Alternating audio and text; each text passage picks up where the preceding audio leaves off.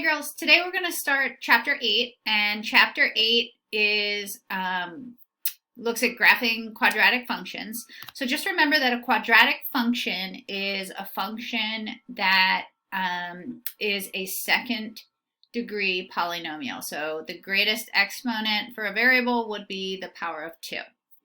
So the first section that we're going to look at is section 8.1, and we're going to be looking at quadratic functions in the form f of x equals ax squared, where a is a number. It could be a positive or a negative number, but it cannot be equal to 0.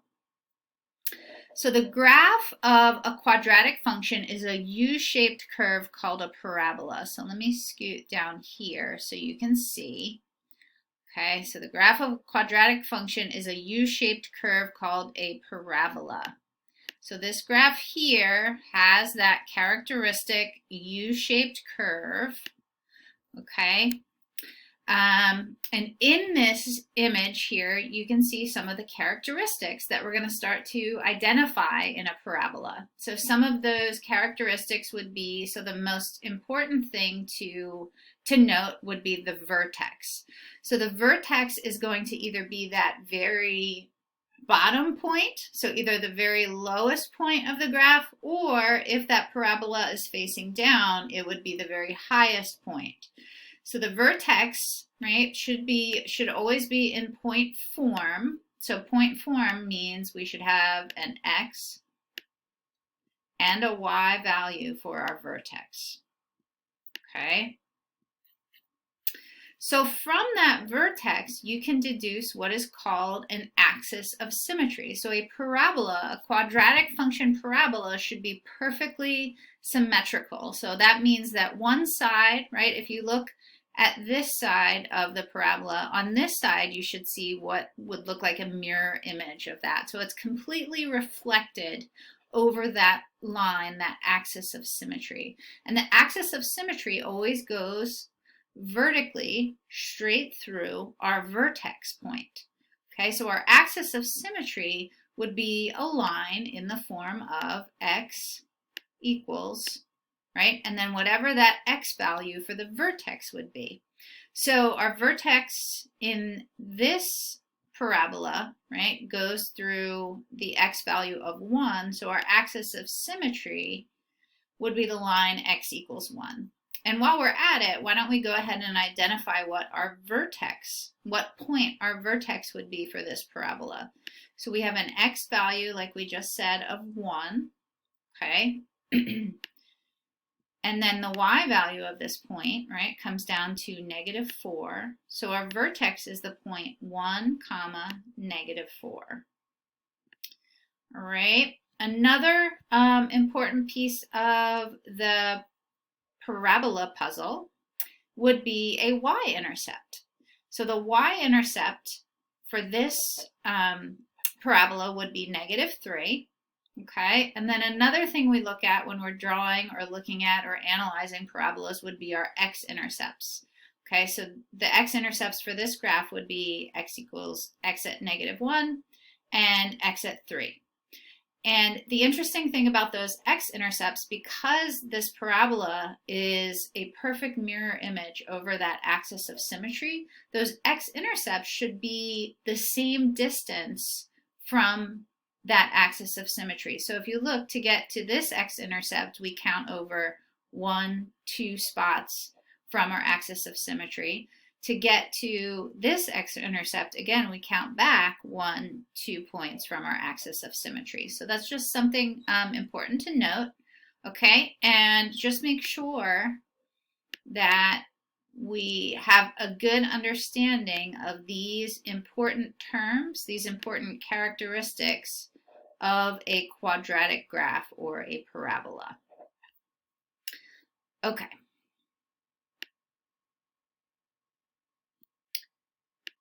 So now what we're going to do is we're going to take a look at a few graphs, a few parabolas, and we're going to identify the following characteristics. So let's take a look at our first graph, and the first thing we want to identify is our vertex. So our vertex for this graph sits right here And let's identify our x and y values for that point.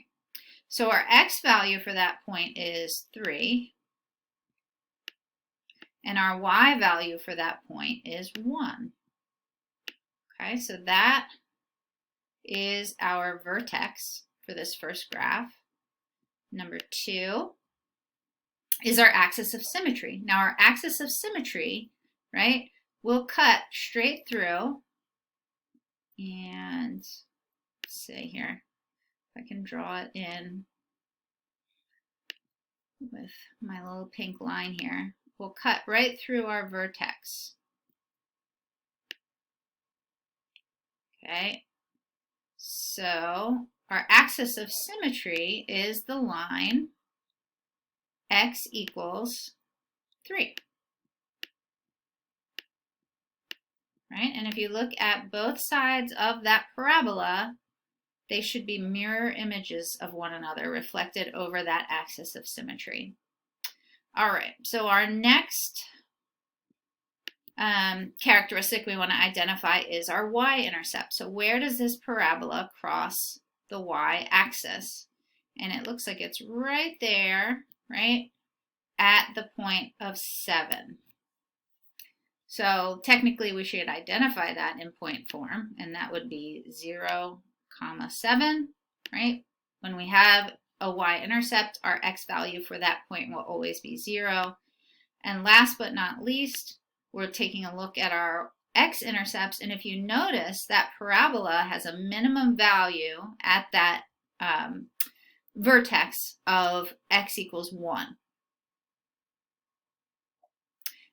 Or sorry, y equals 1, x equals 3 at that point. So our parabola in this case does not cross at any point the x-axis, so we're just going to say no x-intercepts for this parabola.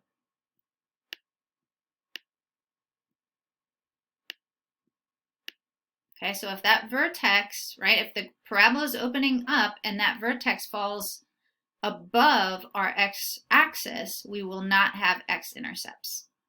All right, so let's take a look at these two last examples here, right? The first thing that we want to identify for this is our vertex, which is right here, right? So we have an x value of 2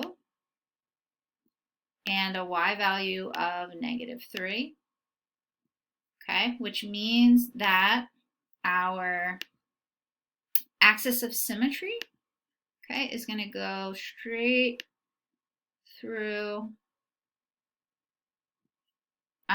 our value of x equals 2.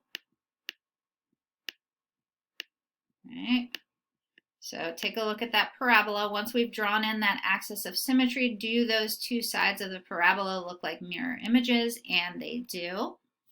The next thing we want to look for is our y-intercept. So our y-intercept is going to be in this form.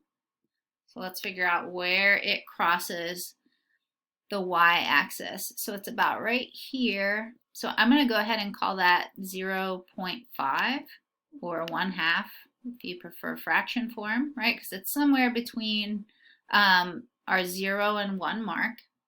And then we're going to look at these x-intercepts, and we're going to kind of have to estimate a little bit. And it looks like we're counting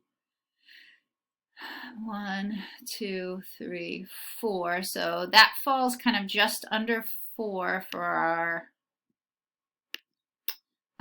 x value. So let's go ahead and call that 0.7, 0 for one x-intercept. And our other intercept, we look like we're at right at about, I don't know, it's just below 0.5, so we'll go ahead and call that 0.3, 0. Okay, so sometimes you have to estimate a little bit if they're not, if they don't look like they're falling right on a whole number. Okay, so let's analyze this parabola. It's a little different, right, because this time we are opening down. So our vertex at this point is going to be our maximum y value. So let's go ahead and identify our vertex in point form. So we are at an x value of -3 and a y value of 7.